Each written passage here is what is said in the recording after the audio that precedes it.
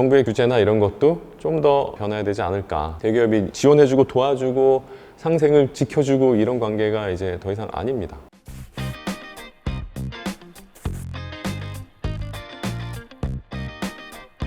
네, 안녕하세요. 네, 저는 롯데벤처스의 투자본부장 맡고 있는 이종훈 상무입니다.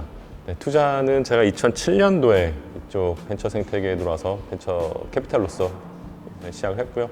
그래서 한 15년 차 이제 접어들었습니다. 롯데벤처스는 롯데그룹이 이제 운영하는 벤처 캐피탈입니다. 일반적으로 CBC라고 그러죠. 저희는 엑셀러레이터랑 CBC 역할을 같이 하고 있는 투자회사로 2016년도에 시작해서 이제 만 한 6년 거의 다 돼가고 있습니다. 대표적으로 프레시코드도 있고 얌테이블 그리고 HMR 하면 우리나라에서 가장 크죠. 프레시지 그 정도 저희가 대표 포트폴리오로 있습니다. 큰 변화가 있었던 것 같아요. 저는 조금 다르게 벤처 생태계에 대한 논문을 저희가 쓰고 박사도 끝내고 했는데 주요 저희 과제가 창업 초기 투자에 대한 국가 정책, 환경, 벤처 자금 이런 거였는데 사실 그 데이터가 2012, 13, 15년도 갖고 데이터를 했는데 그 당시는 어떻게 하면 창업 초기 투자를 늘려야 되나 활성화할 수 있을까 이런 거였는데 지금은 그 논문의 결과가 완전히 무색할 만큼 너무나 활성화되어 있어서 좋습니다. 벤처 투자자와 스타트업 간의 관계도 어느 정도 많이 바뀌었어요. 예전에는 스타트업들이 수요와 공급 차원에서 불균형이 가장 큰 이슈이기도 했지만은 일부는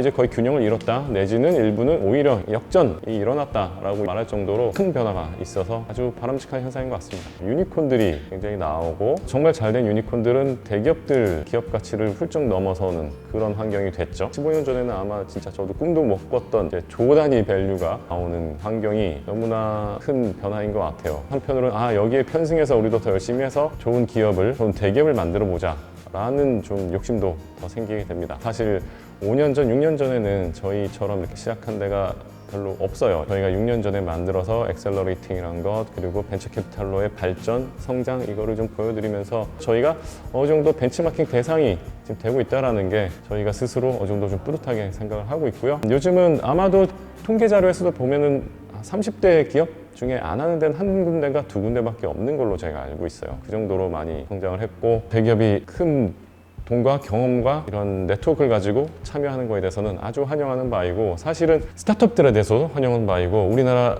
경제에 있어서 혁신 활성화 차원에서도 환영하는 바이고 센스톤이라는 기업인데 아마 저희가 투자한 기업 중에 가장 높은 배수로 성장한 기업이에요. 대충 시장에서의 기업 가치로 봤을 때 200배가 넘는 성장인데 근데 좀 재밌는 게 특히 저도 그렇고 담당자도 그렇고 우리 대부분 우리 회사 사람들이 정말 그 회사 어떤 기술인지 아직도 이해를 못하고 있다는 겁니다. 어떻게 보면 제가 이해 못할수록 더 성공하지 않나? 그런 자조적인 좀 재밌는 생각도 저희끼리 합니다. 아는 기업 투자하면 중박이고 정말 모르는 기업 투자하면 대박일 수 있겠구나라는 거를 좀 저에게 알려준 그런 회사.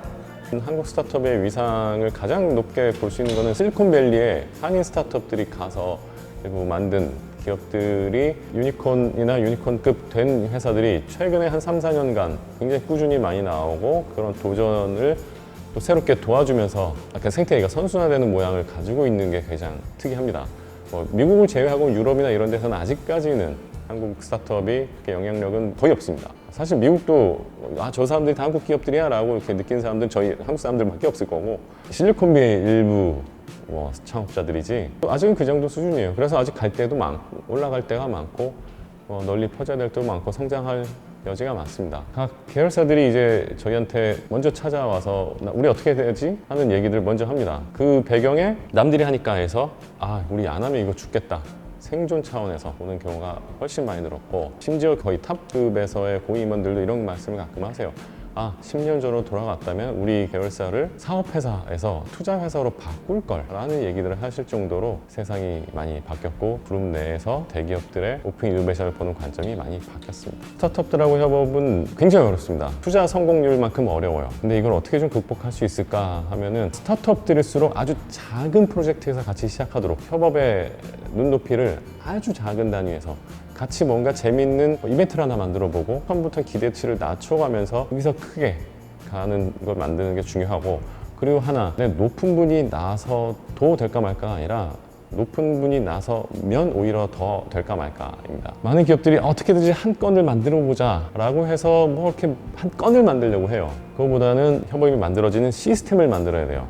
담당자들이 오지랖 부려서 저 스타트업이랑 우리랑 하면 재밌겠네요 사장님 이거 해볼게요 그래 해 라는 식으로 풀 방식, 각 계열사 담당자들이 스타트업을 보고 끌어당기는 방식, 이런 시스템이 인한 이 협업이 돼야지 탑다운 방식은 오히려 한 건을 만들 수 있겠지만 전체 문화는 망가뜨릴 수 있어요. CBC가 되게 의미 있는 거는 우리나라 금산분리법 있잖아요. 그게 시행되고 나서 금산분리법을 약간 완화시킨 최초의 활동이에요. 금산분리가 만들어진 이후에 예외 조항이 이렇게 처음 만든 것 자체가 이 CBC에 대한 활동의 필요성 그리고 중요성, 이게 어느 정도 인정받았다 라는 차원에서는 굉장히 환영할 만한 변화긴 합니다. 그런데 여전히 대기업이 스타트업을 바라보는 눈높이를 정부가 아직은 조금 덜 알아주시는 거 아닌가. 규제 입장에서 봤을 때 스타트업이 대기업을 통해서 뭔가 공급을 해서 같이 더 물건을 더 많이 팔고 싶고 약간 그 관점에서만 머물러 있어요. 근데 사실은 오히려 역으로 롯데가 갖고 있는 거를 그쪽 채널을 통해서 뿌려주고 도움을 주고 있어요. 관계가 좀 바뀌었습니다. 그런 부분이 많다 보니까 저희가 막 거기를 아껴서 다뤄야지 우리가 해줄게, 너 얼마 공급할 거야, 이거는 전혀 아니에요. 그래서 이 관점에서 정부의 규제나 이런 것도 좀 더 이런 상황에 맞춰서 변해야 되지 않을까. 중소기업 상생 관점에서도 대기업이 지원해주고 도와주고 상생을 지켜주고 이런 관계가 이제 더 이상 아닙니다. 예전엔 대기업이 스타트업을 인수하면 비싸게 사면 와, 저 호갱이네, 저 완전 뒤집어 썼네, 저런 기업을 저 돈 주고 사냐? 내지는 싸게 좀 샀다 하면은 전전 도둑놈들 후려쳐서 저거 뭐 하는 짓이냐, 스타트업들한테. 딱 두 가지 프레임밖에 없었어요.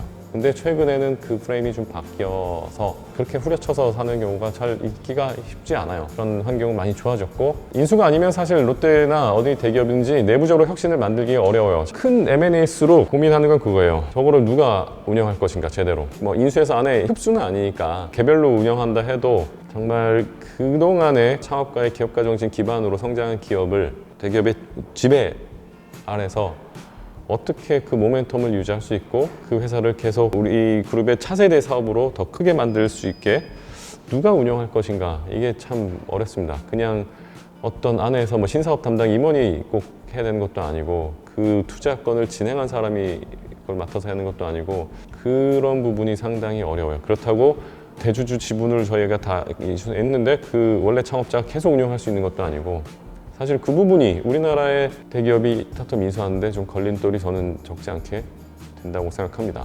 한 85점?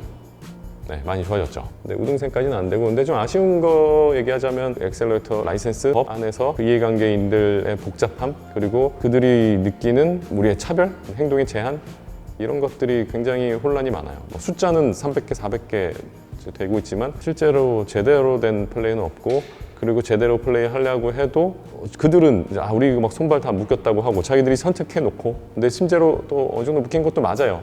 그런 부분이 사회적 합의도 좀 약하고 복잡성만 좀 늘려놓은 거 아닌가 라는 좀 아쉬운 게 있습니다. 그래서 진짜 우리나라의 현대, 기아, 삼성, 롯데 이렇게 다 만들어진 기업들처럼 그렇게 자리 잡는 경우가 과연 만들어질 수 있을까? 불멸하게 이제 우리나라의 큰 이제 근간을 이루는 회사가 됐다라고 그렇게 하나씩 자리 잡아야 되거든요. 활성화를 위해서는. 그래야 또 네이버나 카카오가 스타트업들한테 베풀어줬던 거, 그리고 많은 스타트업들이 또 인수해서 키웠던 거, 그런 활동을 또 할 수 있거든요. 그 부분이 좀 저는 중요하게 봅니다. 그게 아니라면 굳이 잠깐 떴다 사라진 기업을 위해서, 그거는 제대로 된 활성화가 아니죠. 늘 뭐 하는 말인데 대기업도 못하는 비즈니스를 해야 된다. 지금 돈 없고 사람 없어서 힘들고 있다면 그게 맞다. 돈 있고 사람 있어서 할 수 있는 비즈니스는 우리가 하면 된다. 그만큼 힘든 일을 해야 된다. 사람 많고 돈 있어서 할 수 있는 쉬운 비즈니스는 스타트업이 하면 망한다.